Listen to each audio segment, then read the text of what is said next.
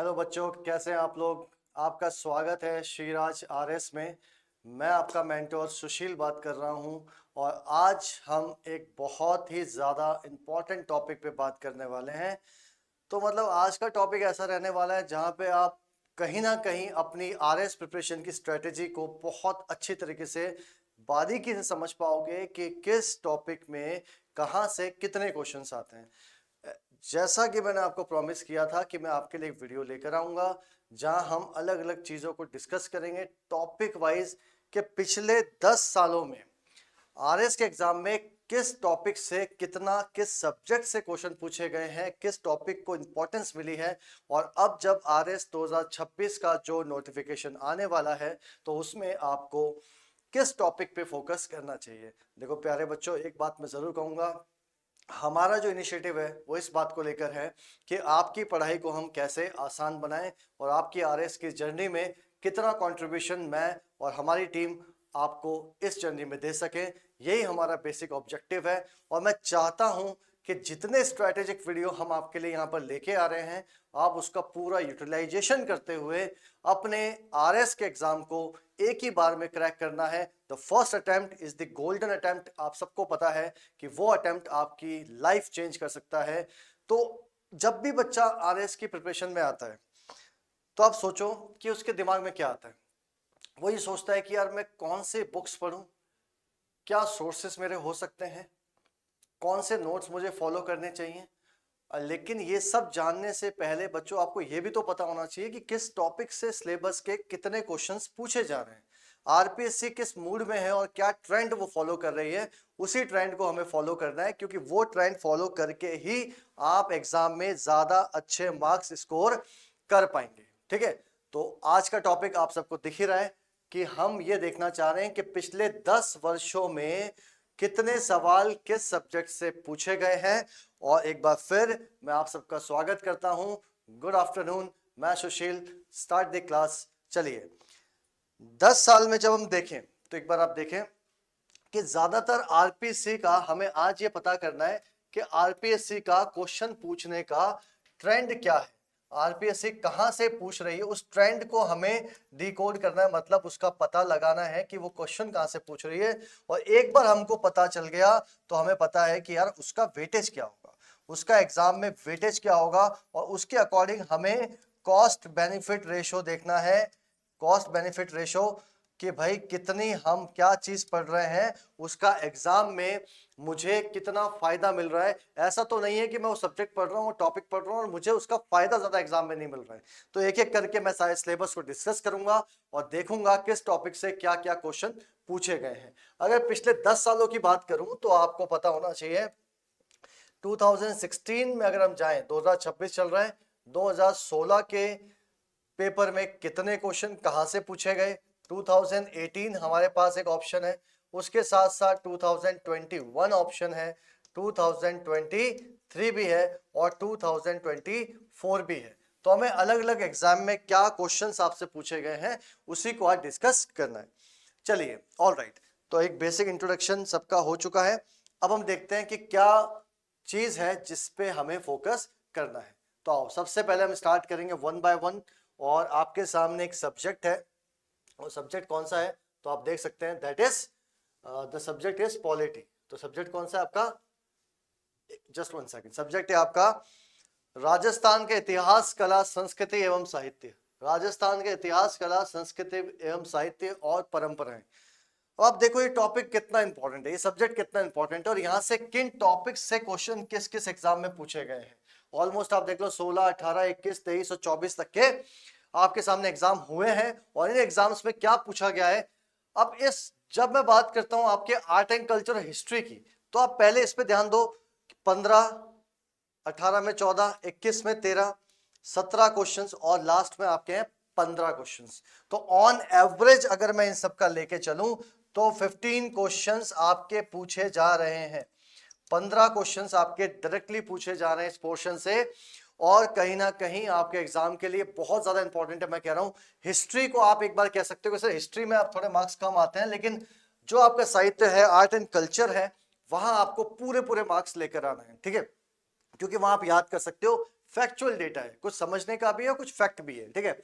तो आप देखो, जो आपकी राजस्थान की वास्तु परंपरा है, जो आर्किटेक्चर है, मंदिर, किले, महल, मानव निर्मित जलीय संरचना है, जो आपका आर्किटेक्चर वाला स्थापत्य कला है, चित्रकला, विभिन्न शैलियां, हस्तशिल्प, इसमें देखो 16 में कोई क्वेश्चन नहीं, 18 में 3, 21 में 2, 23 में 2, 24 में 2, पिछले 3 एग्जाम को फॉलो करो तो 2 3 2 दो क्वेश्चंस हमेशा हर बार पूछे जा रहे हैं।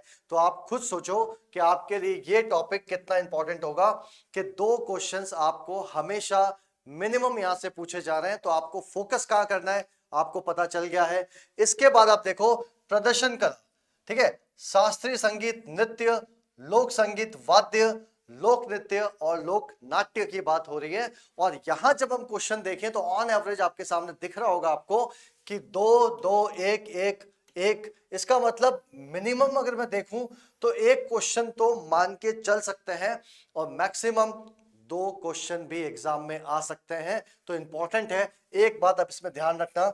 इसके बाद आए भाषा और साहित्य, जो आपको पता है हमारा लिटरेचर है, साहित्य, किताबें, हर बार आरएस प्री में क्वेश्चन है। मैं गारंटी लेके बोलता हूं हर बार आरएस प्री में क्वेश्चन इस पे आता है और सिंपल क्वेश्चन आता है, ज्यादा दिमाग अपन को नहीं लगाना है। हर बार आप देख लीजिए, मैं मान के चल रहा हूं 2 क्वेश्चन तो मिनिमम पूछे जाते हैं।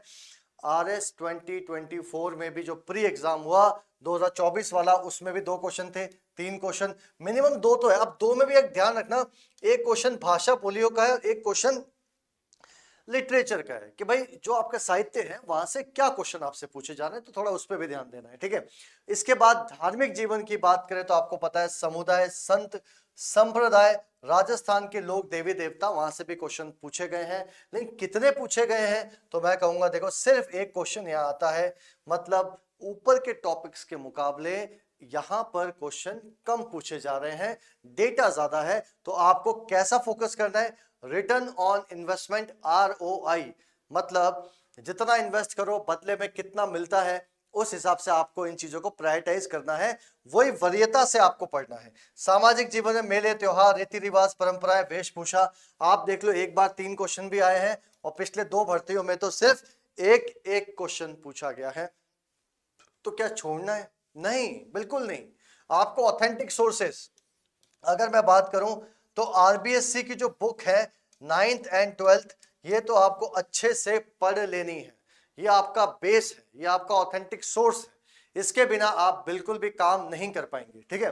तो आप देख लो, अगर मैं कहूं इस पूरे में तो आपको ये 2 टॉपिक, अगर मैं कहूं फर्स्ट और द थर्ड, वास्तु परंपरा और भाषा साहित्य पे ध्यान देना चाहिए, ज्यादा क्वेश्चन यहां से पूछे हैं, ठीक है।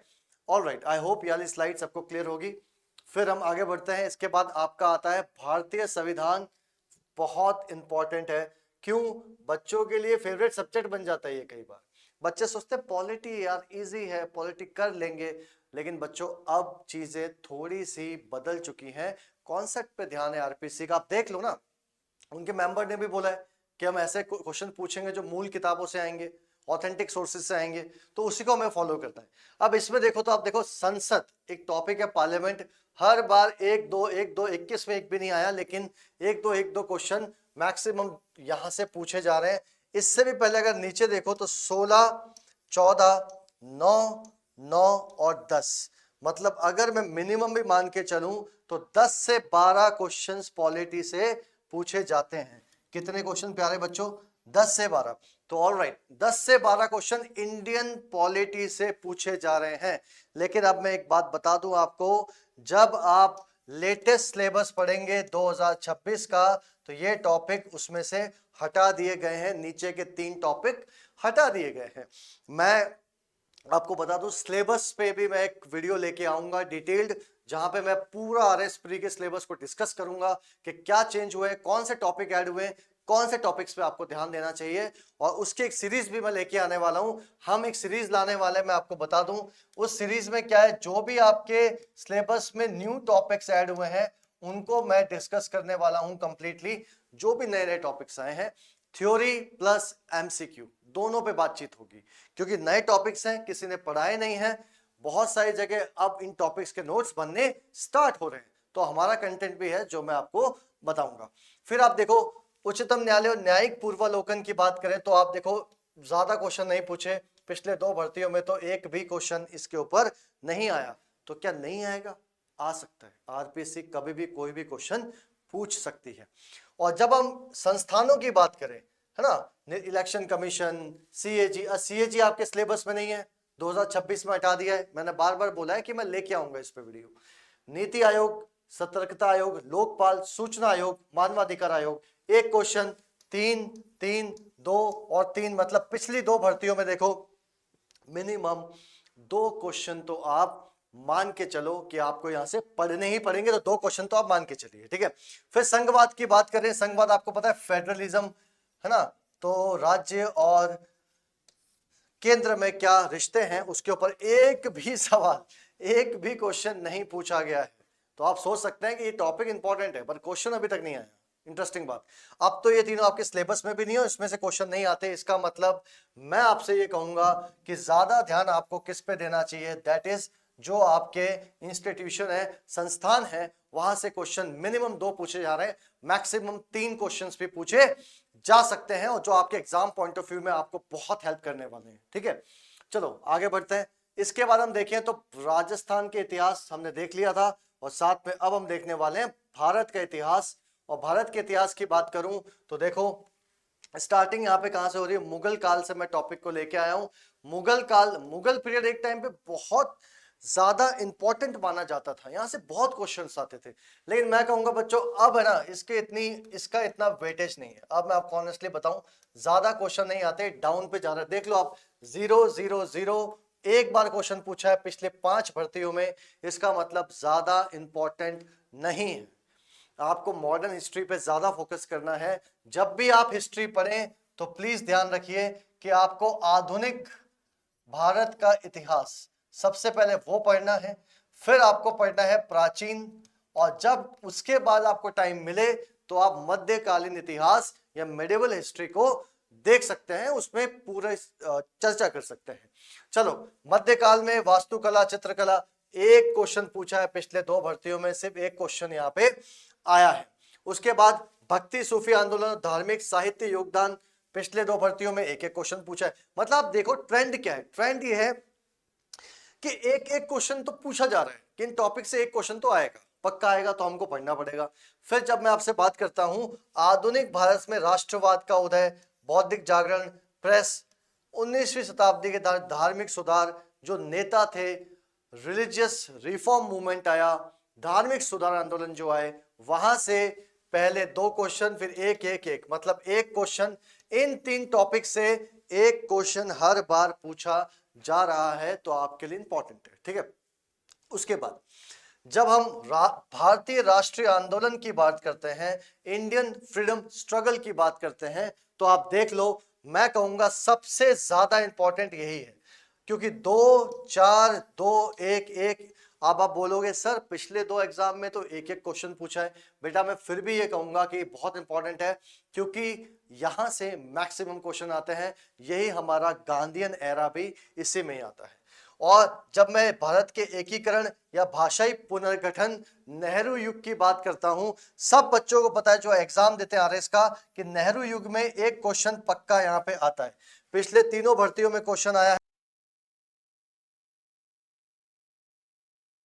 तो अब हम क्या देखेंगे, इतना हमने डिस्कस कर लिया, तो अब हम कुछ और चीजों पे फोकस कर सकते हैं। वो कौन सी चीजें, देखो अब अगला जो हमारा आ रहा है वो क्या, भारतीय संविधान, राजनीतिक व्यवस्था एवं शासन प्रणाली। तो इंडियन पॉलिटी की ही बात चल रही है, और यहां देखो संविधान सभा आपका टॉपिक दे रखा है, लेकिन मैं आपको बताऊं कि 2024 के सिलेबस में है, 26 में ये नहीं है। संविधान सभा की जगह लिखा है भारतीय संविधान का निर्माण। क्या लिखा है? भारतीय संविधान का निर्माण। इसका मतलब एक बात क्लियर है कि आपको जो अपडेटेड सिलेबस है उसके अकॉर्डिंग पढ़ाई करनी है। और मैं ऐसा क्यों कह रहा हूं, क्योंकि बच्चों आप एक चीज समझो, सिंपल सी बात मैं आपको बताता हूं, एक चीज समझो। 2024 में सिलेबस जो था उसके अकॉर्डिंग ये चीजें, उसके बाद तो नोटिफिकेशन आया नहीं है, कोई भर्ती नहीं आई है। इसका मतलब कि सिलेबस चेंज हुआ है, और जब तक एग्जाम नहीं होगा तो हम 26 कैसे लिखेंगे, तो 2024 तक का डेटा हमारे पास है। अब आप देखो इसमें नोटिस करने वाली बात क्या है, संविधान सभा पे एक एक क्वेश्चन आपसे पूछ लिया, वेरी गुड। भारतीय संविधान की विशेषता एक भी क्वेश्चन नहीं पूछा, तो मैं कहूंगा इस पे ज्यादा ध्यान देने की जरूरत नहीं है। जब आप पॉलिटी पढ़ते हो तो ऑटोमेटिकली ये टॉपिक आपका स्ट्रांग हो जाता है, क्योंकि आप भारतीय संविधान की विशेषता लगभग पॉलिटी में पढ़ते ही चलते हो। ठीक है, संविधान संशोधन आपके सिलेबस में नहीं है आप, लेकिन फिर भी पूछा जाएगा। एक एक क्वेश्चन आ चुका है पहले, 2026 के सिलेबस में नहीं है। प्रियम्बल उद्देशिका की बात करें तो आप देखो एक भी क्वेश्चन नहीं पूछा, लेकिन फिर भी मैं कहूंगा ध्यान से सुनना, ये काफी इंपॉर्टेंट है। कभी भी इस पे क्वेश्चन आ सकता है, प्री में तो आएगा, मेंस में 5 नंबर या 10 नंबर का क्वेश्चन पक्का पक्का बन सकता है, इसलिए इंपॉर्टेंट है। मूल अधिकार में एक चीज ध्यान रखना, जो क्वेश्चन आ रहे हैं वो मोस्टली कैसे आ रहे हैं, कॉन्सेप्ट वाले, कॉन्सेप्ट बेस्ड क्वेश्चन पूछे जा रहे हैं। आप देख लो एक एक क्वेश्चन भी पूछा जा रहा है, लेकिन 23-24 में फिर भी वो कौन से हैं, कॉन्सेप्ट वाले क्वेश्चन है, इसलिए प्लीज थोड़ा उसका आपको अच्छे से ध्यान रखते हुए चलना है। ठीक है, डीपीएसपी की बात करें, राज्य के नीति निदेशक तत्वों की बात करें तो आप देखो एक एक क्वेश्चन पूछ रहे हैं। नीति निदेशक तत्व जिसमें कल्याणकारी राज्य बनाने की बात की जाती है, पॉलिटी में आप लोग पढ़ेंगे, मैं आपको पढ़ाऊंगा भी सही। ठीक है, फिर हम बात करते हैं मूल कर्तव्य की, फंडामेंटल ड्यूटीज की बात करें तो इसमें एक भी क्वेश्चन नहीं आता। उसके बाद राष्ट्रपति की अगर मैं बात करूं तो राष्ट्रपति में आप देखो एक क्वेश्चन पूछा है, लेकिन फिर मैं वही बात रिपीट करूंगा, टॉपिक इंपॉर्टेंट है, आप नहीं छोड़ सकते। जहां मैं स्टार लगा रहा हूं वो आपको जरूर करना चाहिए। मंत्री परिषद और प्रधानमंत्री की बात करें तो एक भी क्वेश्चन यहां से नहीं पूछा, लेकिन फिर भी क्या छोड़ना है, नहीं आपको टॉपिक तो जरूर जरूर पढ़ना है। ठीक है, तो आई होप ये आपने एक बेसिक देख लिया होगा।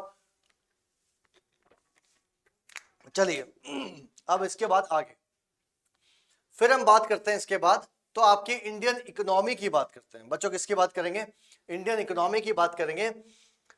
सामने आपको दिख रहा है कितने क्वेश्चंस कहां से पूछे जा रहे हैं। आप देखो बजट निर्माण की जब मैं बात कर रहा हूं तो एक भी क्वेश्चन नहीं आया है, पर क्या ये इंपॉर्टेंट नहीं है, तो मैं कहूंगा इंपॉर्टेंट है, बिल्कुल है। बैंकिंग पे भी एक क्वेश्चन पूछा है 23 में, तो ये इतना इंपॉर्टेंट नहीं है।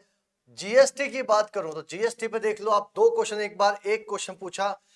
अगर मैं इस पूरे सिलेबस में सबसे इंपॉर्टेंट अगर कुछ है तो वो है राष्ट्रीय आय, दैट इज नेशनल इनकम। बच्चों इस टॉपिक को जरूर करके जाइए, आपको एग्जाम में क्वेश्चन पक्का देखने को मिलेगा। दैट इज नेशनल इनकम 100% करना है। मैं आपके सामने इस एग्जाम को क्लियर कर चुका हूं, ऑल्दो मैंने ज्यादा चीजें नहीं पढ़ी, लेकिन फिर भी मैं आपसे जरूर कहूंगा कि आपको इन चीजों पर ध्यान देना चाहिए। भले ये क्वेश्चन आया है नीचे आप देखो तो इसमें ज्यादातर क्वेश्चन आपसे नहीं पूछे, तो you can leave that, but point is sir Indian economy का तोड़ बताओ। अब तोड़ क्या है, ध्यान से सुन लीजिए। आपको इंडियन इकोनॉमी में, चाहे राजस्थान की इकोनॉमी हो, आपको ध्यान रखना है किसका, एक तो इसका और एक इकोनॉमिक सर्वे। बजट और इकोनॉमिक सर्वे ही आपका मूल मंत्र है अगर आपको इकोनॉमी को बहुत बेटर वे में एग्जाम में करना है। बजट और इकोनॉमिक सर्वे आपको एच देता है, और आप देख लीजिए जितने भी क्वेश्चन आएंगे 90% आप सॉल्व कर पाएंगे, बस शर्त है कि आपने कॉन्सेप्ट को अच्छे से पढ़ा हो।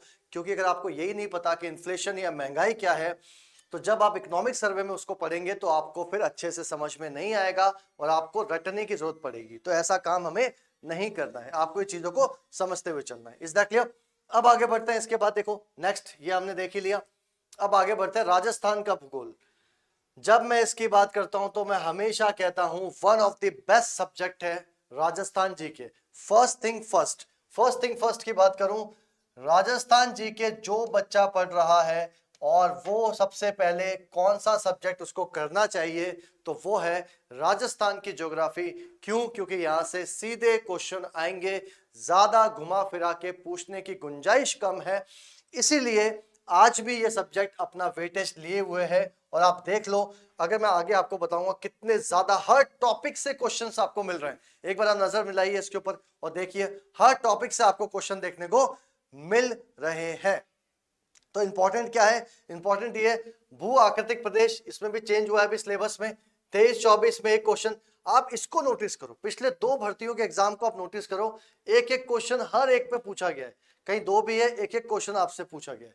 इसका मतलब क्या है, अब आरपीएससी ने क्या ट्रेंड बनाया है मैं आपको बताता हूं। आरपीएससी ने ट्रेंड बनाया है कि हर टॉपिक से हम आपके एक क्वेश्चन पूछेंगे, किसमें, राजस्थान की ज्योग्राफी में, तो आप पक्का इस टॉपिक को, इस सब्जेक्ट को छोड़ने की गलती नहीं कर सकते। बहुत ज्यादा फर्स्ट पे इसको प्रायोरिटी आपको देनी है वरिता क्रम में। आई बात समझ? चलिए इसके बाद आगे बढ़ते हैं। और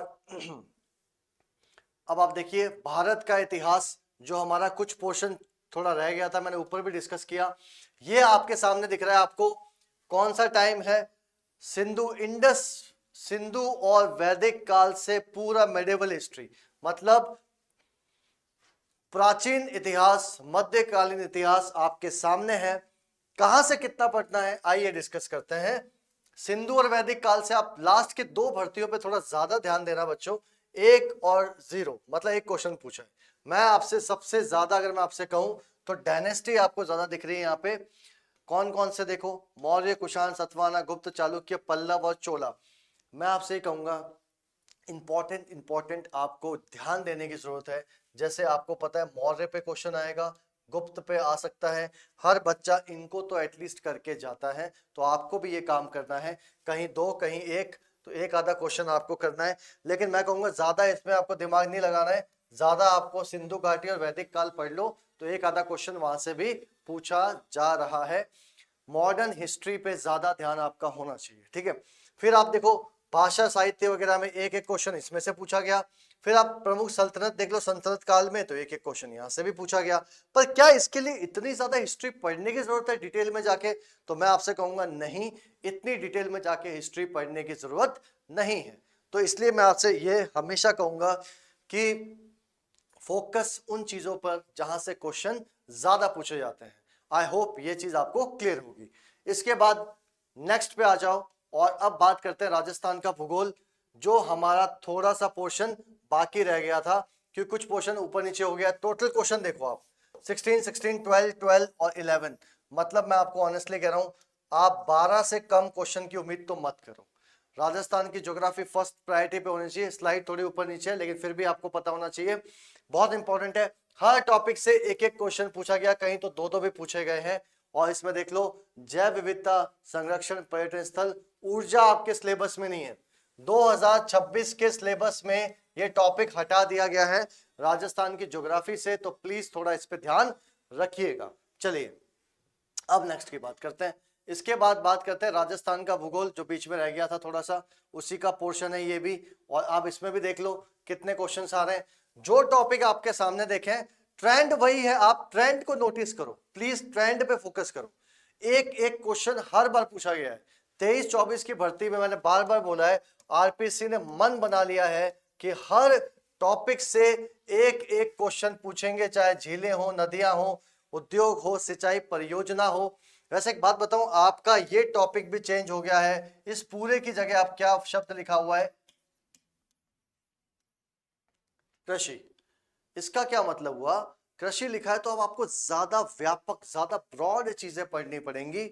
इसलिए मैं आपको कहता हूं, इन सब का लेटेस्ट डेटा भी आपको इकोनॉमिक सर्वे में मिलेगा। इन सब का कितना प्रोडक्शन, गेहूं कितना हुआ, जौ कितना हुआ, कपास कितना हुआ, तो इकोनॉमिक सर्वे तो आप देख लो कि बिल्कुल करके जाना है, मतलब अच्छे से, है ना, एग्जाम क्लियर करना है तो। चलिए ये हो गया। इसके बाद नेक्स्ट देखिए, राजस्थान का इतिहास एंड आर्ट एंड कल्चर की हम बात कर लेते हैं। देखो, और इसमें आप देखो राजस्थान की जो हिस्ट्री है, उसमें जो एंशियंट और मिडिवल का जो बात हम कर रहे थे, प्राग ऐतिहासिक स्थल वगैरह, इसमें आप देखो एक या दो क्वेश्चन यहां से पूछे हैं। 21वीं से लेके प्राचीन राजस्थान की संस्कृति वगैरह से एक एक क्वेश्चन यहां से पूछा है। मैं कहूंगा लास्ट का, हर बार की तरह जब मैं राजस्थान के इतिहास की भी बात करूं, तो पहले आपको पढ़ना है मॉडर्न हिस्ट्री, उसके बाद पढ़ना है एंशियंट हिस्ट्री, उसके बाद टाइम बच जाए तो मेडिवल हिस्ट्री। ठीक है। आधुनिक राजस्थान का उदय, मतलब राजस्थान की जो मॉडर्न हिस्ट्री है, इसके टॉपिक्स को देखो, कितने क्वेश्चन, 5, 3, एक इसको छोड़ दो तो 4 4। मैं कहूंगा सबसे ज्यादा इंपॉर्टेंट आपके लिए मॉडर्न हिस्ट्री ही है, यहां से सबसे ज्यादा क्वेश्चन आते हैं। उसके बाद अगर आप पढ़ो तो सेकंड नंबर पे प्रमुख राजवंश, दो दो क्वेश्चन पूछे। अगर नहीं पढ़ पा रहे राजवंश, बहुत लंबे राजा, किंग्स, रियासतें हैं, तो एटलीस्ट कम से कम आप ये तो करके जाओ, जहां से 4 4 क्वेश्चन आपको देखने को मिल रहे हैं। तो ऐसी गलती एग्जाम में हमें बिल्कुल नहीं करनी है, मस्त होके आपको एग्जाम देना है, ठीक है। चलिए इसके बाद आप आ जाओ विश्व का भूगोल।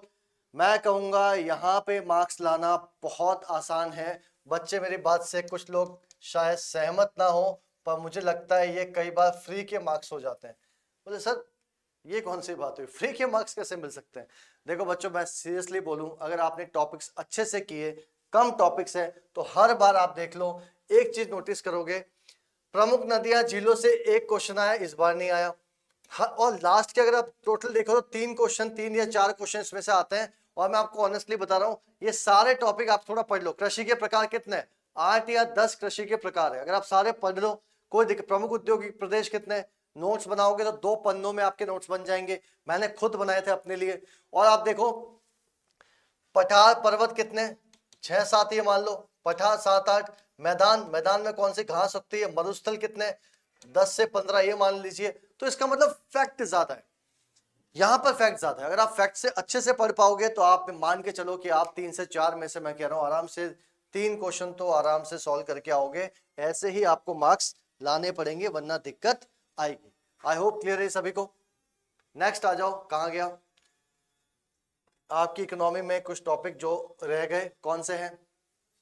मानव विकास सूचकांक, ह्यूमन डेवलपमेंट इंडेक्स, विश्व खुशहाली सूचकांक। पता नहीं आरपीसी को इससे क्या प्यार है, या आरपीसी हमको खुश देखना चाहती है। मैं आपको बताऊं बच्चों, हैप्पीनेस इंडेक्स पे कई बार क्वेश्चन पूछा है और दोनों बार थोड़ा सा डिफरेंस मैं आपको बताऊं क्या है। 23 में पूछा था कि इंडिया की रैंक क्या है, और 24 जो भी लेटेस्ट एग्जाम हुआ है इसमें रैंक वगैरह नहीं पूछी, इसमें स्टेटमेंट बेस्ड क्वेश्चन पूछा है। इसका मतलब पैटर्न थोड़ा चेंज हो रहा है, फैक्ट से किसकी तरफ बढ़ने की कोशिश है, कॉन्सेप्ट की तरफ बढ़ने की कोशिश है। इसलिए आपको भी अपनी तैयारी में परिवर्तन लाना होगा। आप हमसे जुड़िए, श्रीराज आईएएस नंबर सामने है, आप हमारे सेंटर को विजिट कीजिए जयपुर में। कोई भी प्रॉब्लम हो आप हमारे पास आकर पढ़ाई संबंधी सारी चीजों पर चर्चा कर सकते हैं, और हमारा ऑनलाइन ऑफलाइन दोनों है, आप जो चाहे वो उसको ज्वाइन कर सकते हैं। चलिए तो एक आपको ये थोड़ा ध्यान देना है। उसके बाद देखो राजस्थान की पॉलिटी, मैं कहूंगा भैया आजकल टेढ़ी खीर हो चुकी है ये आजकल इतनी आसान नहीं है जितना आप समझ रहे हैं। और जो बच्चे आरएस की तैयारी करते हैं या एग्जाम क्लियर किया उनको पता है कि अब थोड़ा डिटेल में आपसे पूछे जाने लगा है और कुछ अटपटे सवाल आने लगे। मैं कहूंगा मुश्किल नहीं है लेकिन अटपटे हैं। जैसे अब राजस्थान की विधानसभा है, वहां के कुछ रूल नियम कानून आपसे पूछ लेंगे। अब बच्चा जाके नहीं पढ़ेगा ना कि सारे विधानसभा के रूल पढ़ेगा, समितियों के रूल पढ़ेगा, तो वो सब नहीं करेगा।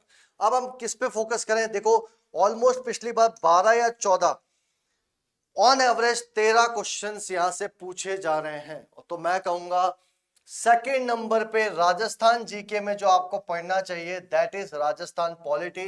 राज्यपाल अगर हम देखें तो एक एक क्वेश्चन यहां से पूछ रहे हैं राज्यपाल। और राज्यपाल में आप ध्यान रखना आपके जो राजस्थान के राज्यपाल हैं उनका क्रम, उनका सीक्वेंस, कब बने, किसके टाइम पे इमरजेंसी लगी, किस कार्यकाल में थे, कितने बन चुके हैं, कार्यवाहक राज्यपाल कौन है, ऐसे प्रश्न बनते हैं। अनुच्छेद वगैरह से कम बन रहे हैं। मुख्यमंत्री में भी आप देख लो पिछली बार 2-2 क्वेश्चन बन रहे हैं। लेकिन मैं सच बताऊं आपको, हर बार की तरह ज्यादा मार्क्स लेने तो फोकस होना चाहिए किस पे, वो है संस्थानों पे। 5, 2, 3, 5 और 4, 5 और 4 आप देख लो। ज्यादा मार्क्स, कम पढ़ाई, ज्यादा मार्क्स। तो क्या पढ़ना है आपको, संस्थाएं, इंस्टीट्यूशंस, वहां से क्वेश्चंस बहुत आ रहे हैं, चाहे आरपीसी खुद हो, ह्यूमन राइट कमीशन, लोकायुक्त, निर्वाचन आयोग, सूचना आयोग, यहां से क्वेश्चंस ज्यादा पूछे जा रहे हैं। जिला प्रशासन वगैरह में एक एक क्वेश्चन। वैसे मैं आपको बताऊं 2026 के जो सिलेबस में इसको थोड़ा ब्रॉड कर दिया है, बहुत चीजें इसको मतलब अब लिख दिया है, कलेक्टर, एसपी, तहसीलदार, है ना, इसके बारे में आपको अच्छे से पढ़ के जाना है, ठीक है। और नए टॉपिक्स भी ऐड हुए हैं तो वो भी आपको ध्यान रखते हुए चलना है। चलो अब हम आगे बढ़ते हैं। इसके बाद आर्थिक अवधारणा, जो मैंने आपको बताया था इंडियन इकोनॉमी का ही ये छोटा सा पोर्शन बाकी था। तो एक मौद्रिक नीतियां आपके लिए इंपॉर्टेंट है, यहां से क्वेश्चन आता है। तो पिछली बार नहीं पूछा लेकिन फिर मैं कहूंगा इंपॉर्टेंट है, मतलब आपको पढ़ना है। ये 2 टॉपिक, एक ये और मुद्रास्फीति, मतलब जो आपकी महंगाई है, यहां से एक एक क्वेश्चन पूछा गया है, आप देख लीजिए। और ये जो है प्रमुख आर्थिक समस्या सरकार की पहल, बेसिकली ये कुछ नहीं है, ये किसकी बात हो रही है, आपकी जो स्कीम्स हैं, आपकी जो योजनाएं हैं, उनकी बात यहाँ पे की जा रही है कि भाई फ्लैगशिप योजनाएं इकोनॉमिक सर्वे से काम हो जाएगा, टेंशन मत लो। ये वाली चीज आपकी economic survey plus current affairs पे अगर आपकी अच्छी पकड़ है, दोनों मिलाकर आप इस चीज को अच्छे से कर पाओगे। तो मेरा मानना यह है, अप्रोच कैसे होती है आपकी, उस पे ही आपके सारे मार्क्स टिके हुए हैं। चलो अब हम बात करते हैं जनरल साइंस। एक बार आप देख लो स्लाइड में कितने क्वेश्चंस आ रहे हैं, आप एक बार नजर मिला के, मैं लास्ट के 2 भर्तियों पे ध्यान दूंगा क्योंकि बार बार मैं कहता हूं planning is very important. 18 questions, आप सोच के देखो कितने ज्यादा क्वेश्चंस पूछे जा रहे हैं, 18 क्वेश्चंस।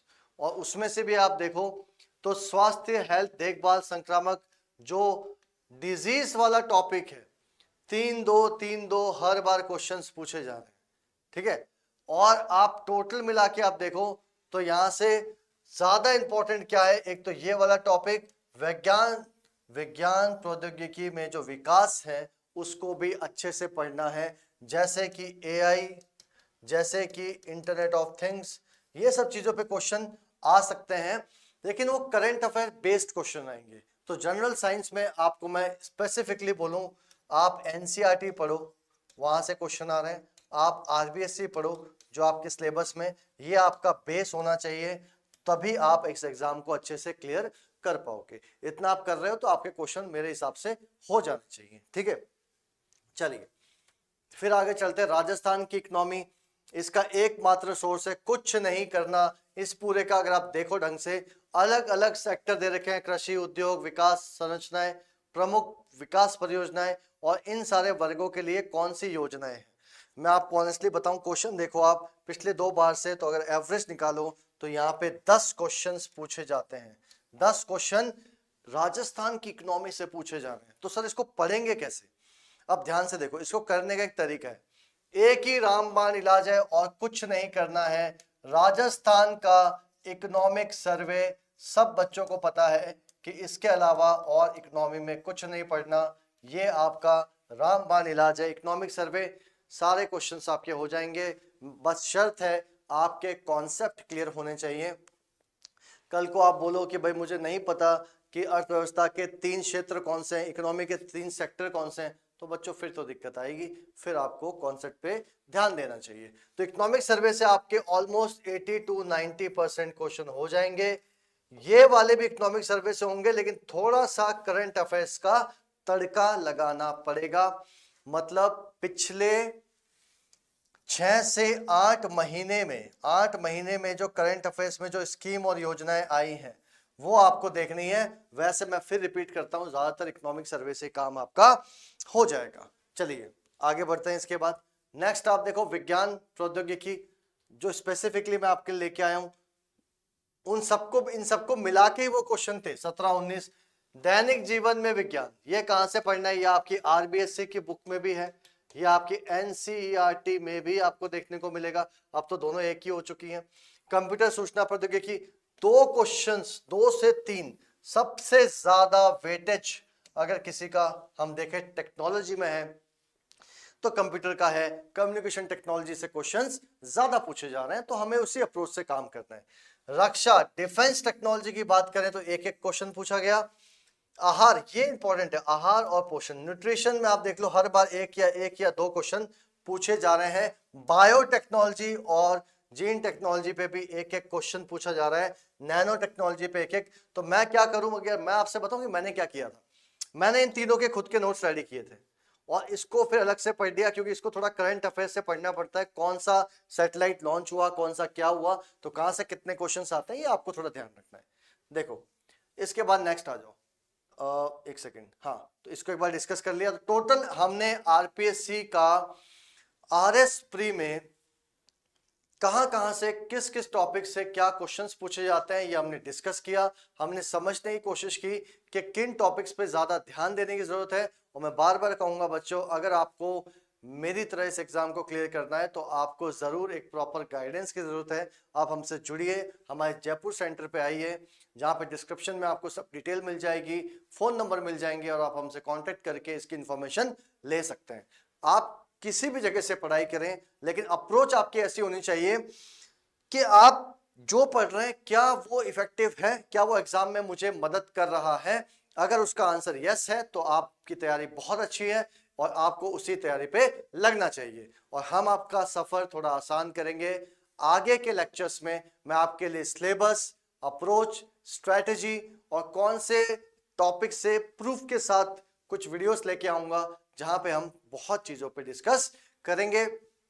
और पॉलिटी सब्जेक्ट के रिगार्डिंग मैं आपके लिए थ्योरी प्लस एमसीक्यू की क्लास लेकर आऊंगा फ्री ऑफ कॉस्ट, जिसका भी आप लाभ ले सकते हैं।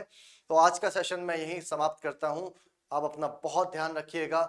बहुत जल्दी अगले वीडियो में आपसे मिलता हूं। Thank you.